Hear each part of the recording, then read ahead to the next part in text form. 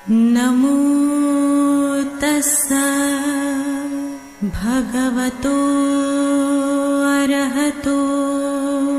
नमो बुद्धाय। मैं आरपी सिंह आप सभी का हार्दिक स्वागत करता हूं हमारे विशेष कार्यक्रम धम्मदीप के एक खास एपिसोड में। जैसा कि आपको विदित है, अब तक हमारे दर्शक जो हमारे साथ बने हुए हैं उनका हम साधुवाद करते हैं, और जो नए दर्शक आज हमसे जुड़ रहे हैं उनका हम बहुत बहुत स्वागत करते हैं। और आगे इस क्रम को बढ़ाते हुए आज हम चर्चा करेंगे प्रतीति समुत्पाद के सप्तम कड़ी वेदना के बारे में। एक बार फिर हम आपका हार्दिक स्वागत करते हैं और स्वागत करते हैं भंते डॉक्टर चंद्रकीर्ति जी का। आपने बुद्ध दर्शन में उच्च शिक्षा प्राप्त की है तथा आप देश विदेश में अनेकों सम्मानों से अलंकृत होने के साथ साथ अनेक मंचों पर बुद्धिज्म पर अपने विचार रख चुके हैं। तो हम स्वागत करते हैं भंते डॉक्टर चंद्रकीर्ति जी का। नमो बुद्धाय भंते जी। नमो तस्सा भगवतो अरहतो सम्मा सम्बुद्धस्सा। नमो तस्सा भगवतो अरहतो सम्मा सम्बुद्धस्सा। नमो तस्सा भगवतो अरहतो सम्मा सम्बुद्धस्सा। भंते जी, आपका एक बार फिर बहुत बहुत स्वागत है। जैसा कि आप जानते हैं कि हमारे यहाँ जो जिज्ञासु हैं या जो बहुत से लोग ऐसे हैं जो कि प्रश्न करते हैं, और आज एक बहुत ही अच्छा प्रश्न आया है और वो बहुत टाइमली भी है। हमारे कुछ जिज्ञासु यह जानना चाहते हैं कि बुद्ध पूर्णिमा वाले दिन जो खीर दान करते हैं वह बौद्धिस्ट लोगों के अलावा सामान्य लोगों को भी दान में दी जा सकती है कि नहीं। यह बहुत ही अच्छा और बहुत ही सामान्य प्रश्न है। कृपया इसके बारे में हमारे दर्शकों को बताएं। बहुत बहुत धन्यवाद आरपी सिंह जी। आप अपने दर्शकों के प्रश्न को इस धम्मदीप कार्यक्रम में हमेशा ही उठाते रहते हैं, और बहुत ही अच्छा प्रश्न आज यहाँ पर उपस्थित किया गया है कि बुद्ध पूर्णिमा के अवसर पर एक आप खीर दान करना चाहते हैं तो बुद्धिस्ट लोगों को ही देना चाहिए या और भी आम लोगों को या अलग दूसरे लोगों को भी दिया जा सकता है। तो आप देखते होंगे कि तथागत गौतम बुद्ध ने किसी भी प्रकार का कोई कंडीशन नहीं रखा और ना भेदभाव कोई करने की बात कही है। क्योंकि वैशाख पूर्णिमा का दिन या जिसे बुद्ध पूर्णिमा कहते हैं वह दिन बहुत ही अच्छा माना जाता है, क्योंकि सिद्धार्थ गौतम और बुद्ध की जीवन से घटनाएं, यानी जिसे हम जीवन से जुड़ी हुई कहते हैं। सिद्धार्थ का जन्म उसी वैशाख पूर्णिमा का दिन होता है। सिद्धार्थ गौतम बुद्ध सम्यक संबुद्ध यानी ज्ञान की प्राप्ति वैशाख पूर्णिमा के दिन होती है, और इवन तथागत गौतम बुद्ध का महापरिनिर्वाण भी इसी दिन होता है। यानी तीन मूलभूत घटनाएं इस दिन घटती हैं। और कालांतर में हम देखते हैं कि जो बौद्ध परिवार है वो ऐसे अवसरों पर खीर दान करता है। और खीर जो है एक ऐसा पदार्थ, भोज्य पदार्थ जो शरीर में बड़ी ऊर्जा देता है, और सुजाता की खीर से ही तथागत गौतम बुद्ध ने ग्रहण करके उसे ज्ञान की प्राप्ति किए थे। तो यह प्रचलित हो चुका है, और इसलिए हमें ऐसे अवसरों पर बुद्ध पूर्णिमा के दिन हम लोगों ने जो बौद्ध परिवार है उसके साथ साथ सभी लोगों में ये खीर दान करना चाहिए। वो अच्छी बात है कि तथागत गौतम बुद्ध ने किसी पर्टिकुलर एक आदमी के लिए तो उन्होंने धर्मोपदेश नहीं दिया, और नहीं उन्होंने उनको ही ज्ञान बताया। तो वो उनकी शिक्षा सर्वव्यापी है, और हम लोगों ने भी उस बात का विशेष ध्यान रखते हुए कि हम खीर भी सब लोगों के बीच में जाकर वितरित करें, यह बहुत ज़रूरी है। क्योंकि इंसान तो सभी इंसान ही हैं, कोई बड़ा और कोई छोटा नहीं है। यह सब इंसान हैं, तो हमने उनकी कदर करना और उनका सम्मान करना। बुद्ध हमेशा बार बार हमें ये बताते रहते हैं, सिखाते रहते हैं। तो इसलिए अलग अलग जगह जा कर के, अलग अलग लोगों में जा कर के हमें खीर दान करना चाहिए। इसमें किसी भी प्रकार का कोई संकोच नहीं होना चाहिए, और ये बहुत अच्छी बात है कि इस तरह का प्रयास किया जाना एक सराहनीय प्रयास है जो आपने बड़ी चेष्टा के साथ में इस प्रश्न को पूछा है कि आपका भाव तो कम से कम बन रहा है कि मैं क्या अन्य लोगों को भी मैं बांट सकता हूँ, तो ज़रूर बांटा जा सकता है। ये बहुत अच्छी बात है, आप बड़े खुले दिल के व्यक्ति हैं जो ये भाव रखते हैं, और इस तरह से और भी मनुष्य के अंदर में व्यापकता आनी चाहिए। जैसे जैसे मनुष्य दूसरों को भी अपने समान समझेगा और उसके अंदर में व्यापकता आ जाएगी, तो जो भेदभाव है, जो मनुष्य के अंदर में एक रेखा खींची गई है, वो कहीं ना कहीं समाप्त हो सकती है और इससे मानवीय जो गुण है लोगों के अंदर में आ सकता है। और इसलिए निश्चित तौर पर हम लोगों ने बौद्ध पूर्णिमा के दिन जगह जगह जाकर के खीर दान करना चाहिए। मैं तो ज़्यादातर ये कहते रहता हूँ कि हम गरीब बस्तियों में जाकर खीर बांटें। जिनका पेट भरा है, जिनके पास सभी चीज़ें हैं, तो वो तो खुद ही खीर बनाकर खा सकते हैं, उनके पेट भरे हुए हैं। लेकिन वास्तविक रूप से देखा जाए तो बहुत सारे ऐसे लोग होते हैं जो जिनका पेट अभी भी भरा नहीं है। यूँ कहे तो चूल्हा नहीं जलता है कई घरों में, कई समस्याएं हैं। तो हम लोगों ने गरीब बस्तियों में, झुग्गी झोपड़ियों में, और जहाँ पर बहुत त्रस्त लोग हैं, ऐसे लोगों को जाकर हमें मदद करनी चाहिए। तो ऐसे लोगों को खीर देने से तो ज़्यादा पुण्य अर्जित होता है। यह एक बहुत अच्छी बात है और इसलिए हमें इसका पूरा पूरा ध्यान रखना चाहिए। इसलिए बौद्ध पूर्णिमा के दिन आप लोग जगह जगह जाकर के लोगों को खीर दान कर सकते हैं और पुण्य अर्जित कर सकते हैं, और तथागत गौतम बुद्ध के प्रति अपना सही सम्मान भी व्यक्त कर सकते हैं, जो उनका उपदेश ही था मानव कल्याण का। और उन्होंने कहा कि इस संसार के सभी लोग सुखी बन सकें, दीर्घायु हो सके, स्वस्थ जीवन को जी सकें। और इसलिए उनकी इस भावना को हमने प्रत्यक्ष रूप से ध्यान में लाना और उसका अभ्यास करना अत्यंत ज़रूरी है। इस संकोच से कि नहीं हम दूसरे लोगों को क्यों बांटें, वो तो हमारे धर्म के लोग नहीं हैं। धर्म एक सेकेंडरी पार्ट है, लेकिन फर्स्ट है कि हम सब इंसान हैं। और जब ये इंसानियत की भावना उत्पन्न होती है तो अलग अलग धर्मों के मानने वाले लोग, अलग अलग विचारों को मानने वाले लोग हो सकते हैं, लेकिन वास्तविक रूप से कम मैं इस चीज़ों को मानता हूँ कि यह मेरे लिए सोच इस बात की तरफ लेकर जाती कि सब मानव है, इंसान है, और मैंने सबके साथ एक जैसे व्यवहार करना है। इसलिए आप बौद्ध पूर्णिमा के अवसर पर खूब खीर बांटिए, लोगों को खिलाइए और अच्छी तरह से एंजॉय कीजिए, और तथागत गौतम बुद्ध के प्रति अपना श्रद्धा व्यक्त कीजिए, जो बहुत ज़रूरी है। तो मैं आपका बहुत धन्यवाद अदा करना चाहूँगा कि आपने बहुत ही ज्वलंत, और आप जानते कि 5 मई को यह बुद्ध पूर्णिमा आ रही है, और भारत ही नहीं अपितु पूरे संसार में इस पूर्णिमा को बड़े धूमधाम से मनाया जाता है। उसी प्रसंग में सुभारती विश्वविद्यालय में भी बोधि उपवन में 5 तारीख से लेकर 9 मई तक यह बौद्ध पूर्णिमा का या बुद्ध मेले का आयोजन किया गया है। तो मैं चाहूँगा कि आप सभी लोग भी उसमें शामिल हो और आप अपनी खीर को इस बुद्ध मेले में भी आप लोग वितरित कर सकते हैं। तो आपका मैं बहुत बहुत धन्यवाद अदा करता हूँ। भंते जी, बहुत बहुत धन्यवाद, बहुत बहुत साधुवाद। आपने एक बहुत ही सामान्य से प्रश्न को बहुत अच्छी तरह से हमारे दर्शकों को बताया। अब हम समय की सीमा को देखते हुए अपने मूल विषय पर आते हैं। और दर्शकों, आज हमारा मूल विषय है प्रत्युत समुत्पाद की 7वीं कड़ी वेदना के बारे में। भंते जी, कृपया विस्तार से बताएं। बहुत बहुत धन्यवाद आरपी सिंह जी। आज हम लोग विस्तार से चर्चा करेंगे प्रत्युत समुत्पाद की 7वीं कड़ी, जिसे हम वेदना कहते हैं। जो आप देखते ही हैं कि प्रत्युत समुत्पाद में 12 कड़ियाँ हैं, जो हम लोगों ने विस्तार से अलग अलग देख रहे हैं। और आज हम लोग देखेंगे वेदना, चूँकि यह फस पच्चया वेदना, ये स्पर्श से उत्पन्न हुई है, यानी फस से उत्पन्न हुई है वेदना।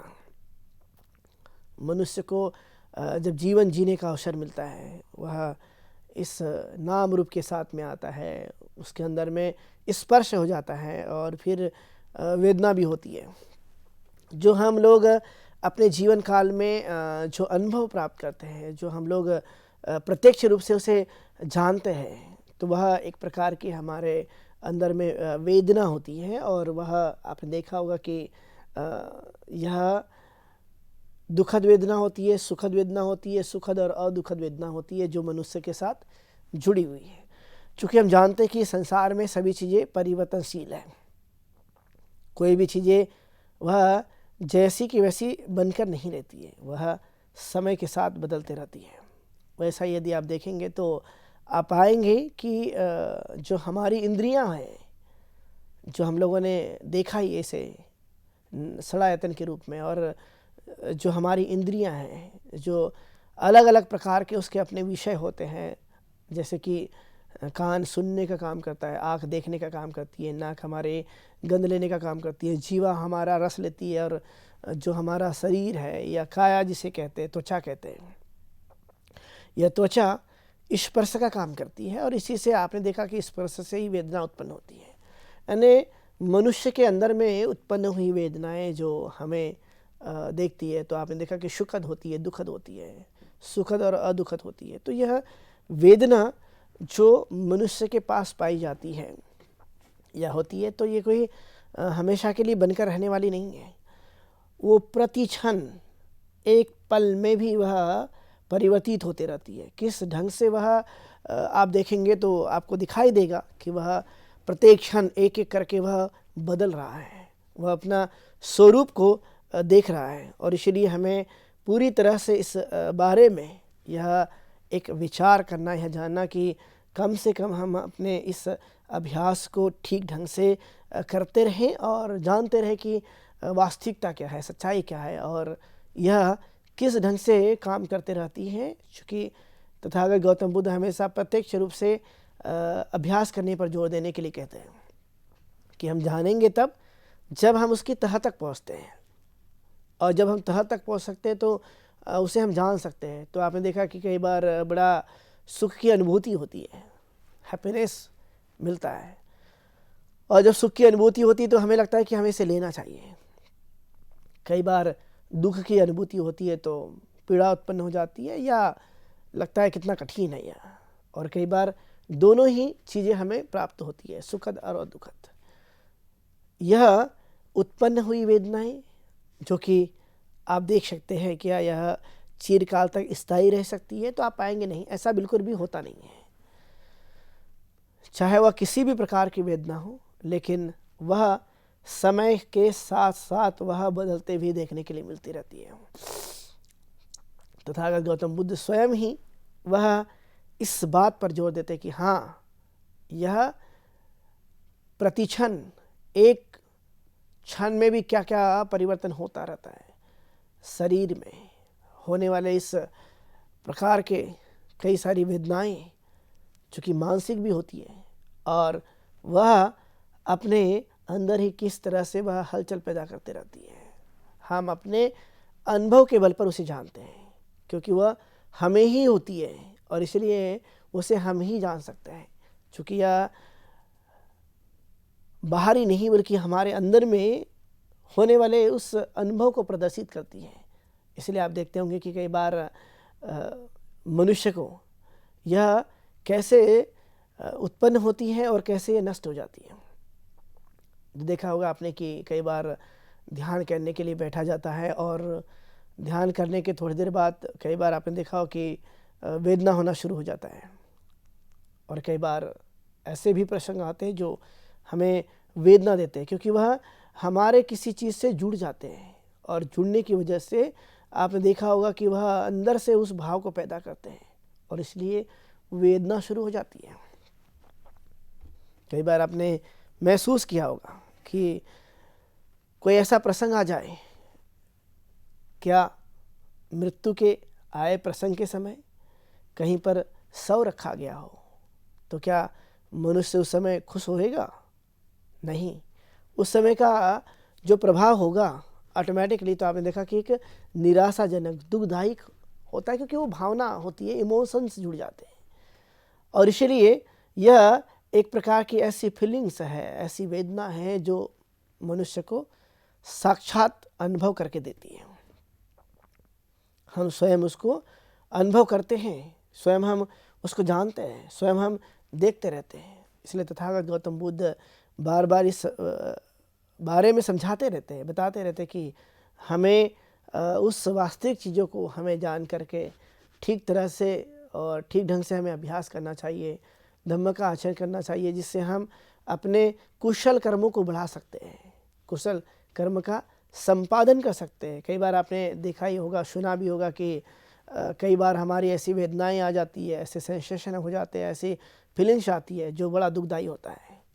हमारे दिमाग में स्मरण होते रहता है अपने कार्यों का, चाहे वह कुशल हो या अकुशल हो, लेकिन स्मरण तो होता है कि हाँ स्मरण हुआ और कुशल है, स्मरण हुआ कुशल है, और वह हमारे अपने कार्यों के आधार पर होता है जो मनुष्य करते रहता है।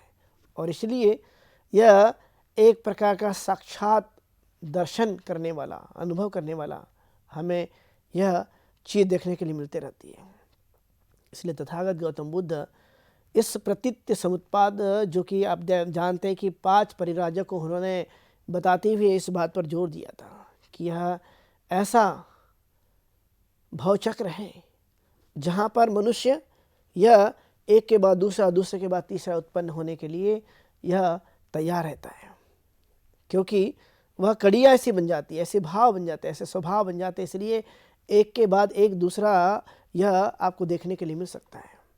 इसलिए वेदना जो कि हर पल हर क्षण में आपको यह अनुभव करते आता है, पता चलता है यह किस तरह से मेरे पास वेदना हो रही है, वह मैं अंदर से उसे फील कर रहा हूँ और जान भी रहा हूँ कि इस तरह की वेदना हो रही है। तो इसलिए तथागत गौतम बुद्ध कई बार इस बात पर जोर देते हैं, बताते रहते हैं कि हमें ऐसे परिस्थिति में समता भाव का अभ्यास करना चाहिए। आप जानते हैं कि प्रतीत्य समुत्पाद को बताते हुए तथागत गौतम बुद्ध ने इस धम्म चक्र प्रवर्तन की देशना देते हुए उन्होंने कहा कि मैंने 2 अतियों को छोड़ दिया है, यानी अधिक कायाक्लेश, काम भोग का जीवन, और नीचे ऐसे ऐसे छोटे छोटे तबके के कार्य जिनको मैं मानता हूँ कि नहीं, बल्कि मैं मध्यम मार्ग को स्वीकार करने वाला हूँ और मैं इसी की देशना देते रहता हूँ। इसलिए यह सब कुछ मध्यम मार्ग पर आधारित है। मैंने कोई अति क्लेश करने के लिए नहीं कहा, और न मैं लोगों से बात कह सकता हूँ, क्योंकि लोग मध्यम मार्ग पर आधारित जीवन को जीते रहे, तभी हमें वो समझ पैदा होगी, तब भाव पैदा होगा, जब भी हम लोग ठीक तरह से जान पाएंगे। लेकिन सपोज देन कि हमने वो नहीं किया है, मध्य मार्ग का जो रास्ता, जो कि आप जानते हैं कि बड़ा सुखदायी है, कल्याणकारी है, जीवन को अच्छा बनाने वाला है। और यह सोच करके, जान करके तथागत गौतम बुद्ध बार बार इसकी देशना देते रहते हैं। कहते हैं कि ये सब प्रक्रियाएं जो एक के बाद दूसरी और दूसरे के बाद तीसरी कनेक्टिविटी बनी रहती है। कई बार आपने देखा होगा कि बहुत सारे लोग ये चिंतन करने लगते हैं कि ये कैसा हो रहा है, ये कहाँ से आ रही है शक्ति, या किस तरह की वेदनाएं हैं। तो वह सोर्स कहीं और नहीं होता है, यह सोर्स एक के बाद दूसरी उत्पन्न होना स्वाभाविक है। जैसे आपने देखा कि यदि जैसे जैसे गर्मी बढ़ती है, पानी वाष्प बन के उड़ने लगता है और वह बादल में तब्दील हो जाता है, और बादल कालांतर में वर्षा करते हैं। तो यह एक के बाद दूसरा, दूसरे के बाद तीसरा, इस तरह की जो प्रोसेस है वह चलते रहती है, क्योंकि एक से दूसरा उत्पन्न होता है। वह अपने आप कोई भी उत्पन्न नहीं हुआ, बल्कि एक के बाद दूसरा, दूसरे के बाद तीसरा, इस तरह से एक कड़ियाँ एक के बाद दूसरी और दूसरे के बाद तीसरी चलते रहती है, क्योंकि वह एक दूसरे के कारण उत्पन्न हुई है। कोई चीज़ जैसी की वैसी बनी नहीं है संसार में, वह एक के बाद एक और दो के बाद दूसरी और तीसरी, इस तरह की कड़ियाँ हमें एक के बाद दूसरी दिखाई देना शुरू हो जाता है। बिना परिणाम, कारण के बिना परिणाम नहीं आता, और हमने स्वाभाविक तौर पर इसे देखने के लिए, हमें तत्पर रहने के लिए, हमें पूरा का पूरा इसे प्रयोग में लाने के लिए हमने प्रयास किया। यह एक ऐसा स्वभाव जो मानव के लिए वह कितना जरूरी, कितना महत्व का है, जो हम सोचते रहते हैं, जिसका चिंतन करते रहते हैं, जिसका मनन करते रहते हैं कि यह क्षण कब आएगा। जब आप सुखद वेदना लेते हो तो लगता है कि ये बड़ी अच्छी है, लेकिन जैसे ही दुखद वेदना शुरू होती लगता है कैसा जीवन है, इसे मैं कैसे जल्दी से निकाल दूँ, ये क्यों हो रहा है। लेकिन जैसे जैसे सुखद अनुभूति बढ़ती है तो वह और भी मन प्रसन्न होता है, आनंदित होता है, मन लगता है। एक स्वाभाविक प्रक्रिया है, एक ऐसा भी क्षण जहाँ सुख भी है दुख भी है। तो बुद्ध हमेशा बैलेंस की बात करते हैं, समता की बात करते हैं। उन्हें लगता है कि समता का अभ्यास एक श्रेष्ठ अभ्यास है और हमें पूरी तरह से उस अभ्यास पर जोर देते रहना अत्यंत जरूरी है, क्योंकि यह स्वाभाविक तौर पर आई भी यह इंद्रियों के माध्यम से जो हम चीज़ें ग्रहण करते हैं वह सुखद और दुखद भी हो सकती है। कई बार आपने देखा होगा कि जैसे ही हमारा कान किसी चीज़ों को सुनता है और सुनते ही प्रतिक्रिया कर देता है, तो कई बार अच्छी चीज़ें सुनी जाती है तो बड़ा अच्छा लगता है, लेकिन जैसे ही हमने अच्छी बातें नहीं सुनी तो बहुत बुरा लगता है। जैसे अपने बारे में किसी ने कुछ ऐसे कमेंट्स कर दिए जो गलत है, तो सुनने के बाद तो मनुष्य को वह अंदर से आघात पहुंचाता है। लेकिन जब हम सोच लेते हैं कि हाँ ये चीज़ें तो उन्होंने कही है, लेकिन मैं अब इन चीज़ों को नहीं करूँगा, तो वह सोच करके जान करके प्रत्यक्ष रूप से वह खुद के उस अनुभव से उन चीज़ों को प्रकट करता है। इसलिए यह जानकर कहना, अच्छी तरह से कहना, यह दूसरों के लिए और अपने लिए भी सुखद अवस्था के समान है, क्योंकि सुनने से वह पता चलता है, सुनने से हमें मालूम पड़ता है कि हाँ ये चीज़ कही गई है। और जब वो चीज़ कही गई है तो एक बार शब्द निकल गए हैं, एक बार चीज़ें बाहर आ गई हैं, अब वो दोबारा फिर से वही जाकर फिट नहीं होगी, क्योंकि वह निकल चुकी है। तो वह जान करके समझ करके कि मैं अपने माध्यम से किसी को भी ऐसी वेदना हो जाए, तृष्णा उत्पन्न हो जाए, ऐसे किसी को कष्ट पहुंच जाए या किसी को अलग अलग प्रकार के दुख उत्पन्न हो जाए, ऐसा मैं नहीं करूंगा। लेकिन आपने देखा कि स्वाभाविक तौर पर जब स्पर्श होगा तो वेदना का आना तो निश्चित है। अब वह ठंडा है कि गर्म है, सुखद है कि दुखद है, हम बार बार देखते रहते हैं। तो कब? जब वह हमें स्पर्श होने के बाद में वेदना होती है, जानते हैं उसको अनुभव के बल पर कि हाँ वेदना हो रही है और यह किस तरह की है, ठंडा है कि गर्म है, जो हम अनुभव लेते रहते हैं। तो वह हमें प्रत्यक्ष रूप से उसका भाव जो है वो हमें अनुभव कराते रहता है। वैसा नहीं है, वह प्रत्यक्ष लिया गया ज्ञान है, वह खुद के द्वारा अनुभव किया ज्ञान है। तो बुद्ध इस पर बहुत ज़्यादा जोर देते रहते हैं कि हमें खुद को उस ज्ञान को प्रत्यक्ष रूप से मानना, उस प्रत्यक्ष रूप से आत्मसात करना, प्रत्यक्ष रूप से उसे जीवन काल में उतारने की कोशिश करना। जब हम इस ढंग से पूरी तरह से इसको हम जब लेंगे तो वह हमें कहीं ना कहीं साक्षात्कार कराएगा। और यही एक चीज़ है कि हमें किन किन सोर्स से, कौन सा ऐसा सोर्स है जहाँ से अनुभव प्राप्त हुआ और हमें अच्छा भी लगा। तो कई बार आपने देखा होगा कि जब चीज़ें अच्छी लगती हैं तो डिमांड होती है, जब चीज़ें बुरी होती है या अच्छी नहीं लगती तो वह डिमांड करना बंद हो जाता है। तो इंद्रियां हमारी डिमांड करती हैं। जब हमें उस प्रत्यक्ष रूप से उन चीज़ों को हम अनुभव में लेते हैं तो हमारी इंद्रियां हमसे वह डिमांड करती है और वह चीज़ करने के लिए प्रेरित करती रहती है। क्योंकि आपने देखा कि यह सब तो मन का उपज है, यह वहीं से प्रारंभ होता है। लेकिन किस तरह का अनुभव होता है, किस तरह की चीज़ें हैं, वो हम नहीं जान पाते। कई बार आपने देखा हमारी इंद्रियां जो जीवा है, कई बार आपने महसूस किया होगा कि वह खट्टा है कि मीठा है, यह भी बताती है। मीठी चीज़ें जीवा उसे अच्छी तरह से रस प्रदान करती है। वही चीज़ें यदि कोई जीव को कड़वी चीज़ मिल जाए तो तत्काल उसे निषेध करती है, मीठी चीज़ें मिल जाए तो तत्काल उसे एक्सेप्ट करती हैं। तो यह एक प्रकार से हमारे अपने खुद की इंद्रियों के द्वारा जो भी हमें सूचनाएं प्राप्त होती है, जो भी अनुभव प्राप्त होता है, जो भी हम वेदना लेते रहते हैं, जो भी हम अनुभव प्राप्त करते रहते हैं, तो वह साक्षात एक प्रकार का लिया गया हमारी इंद्रियों के माध्यम से अनुभव है।